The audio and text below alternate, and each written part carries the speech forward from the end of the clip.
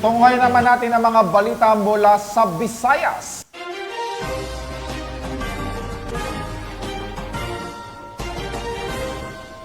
Nasa kote ang 6 na akusado na may kinasasangkotang kasong syndicate estafa matapos madakip ng kapulisan sa Lapu-Lapu City, Cebu. Patuloy naman ang operasyon ng pambansang pulisya upang hulihin ang mga taong sangkot sa iligal na aktibidad para sa isang ligtas na pamayanan.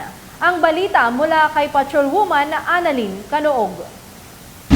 Hawak na ng mga kapulisan ng Lapu-Lapu City ang 6 na akusado na tinaguriang top 10 most wanted person, regional level na may kasong syndicated estafa matapos maaresto ng mga otoridad sa Lapu-Lapu City, Cebu. Kinilala ni Police Colonel Dian V. Agustin, officer in charge ng Lapu-Lapu City Police Office, ang mga akusado na sina Milpa, 58 anyos, Jennifer, 54 anyos, Florita, 45 anyos, Angelina, 54 anyos, Ernesto, 77 taong gulang at Oliver, 43 anyos. Ayon sa ulat ng mga otoridad, naaresto ang mga akusado sa magkaibang lugar ng Lapu-Lapu City sa bisa ng warrant of arrest para sa kasong syndicated estafa na walang rekomendadong piyansa. Kasalukuyang nasa kustodiya ng Lapu-Lapu City Police Office Headquarters Custodial Facility ang mga akusado para sa dokumentasyon at tamang disposisyon. Noong September 30, 2024, ang Lapu-Lapu City Mobile Force Company Tracker Team sa pamumuno ng aming Force Commander na si Police Lieutenant Colonel Mark Lester Itorosa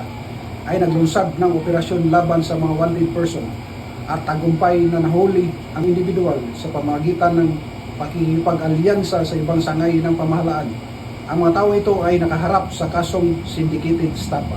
Ang buong puwersa ng Philippine National Police ay patuloy sa pagpapatupad ng mandato at tungkulin laban sa mga iba pang mga pinaghahanap ng batas. Ang kapulisan ng Lapu-Lapu City ay mas papaigtingin pa ang kanilang kampanya sa lahat ng uri ng kriminalidad para matiyak ang kaayusan, kaligtasan at kapayapaan. Dahil sa bagong Pilipinas, ang gusto ng pulis, ligtas ka. Mula dito sa Central Visayas, ako ang iyong PNN correspondent, Patrolwoman Annalyn N. Canoog, alagad ng batas, tagataguyod ng balitang pulis.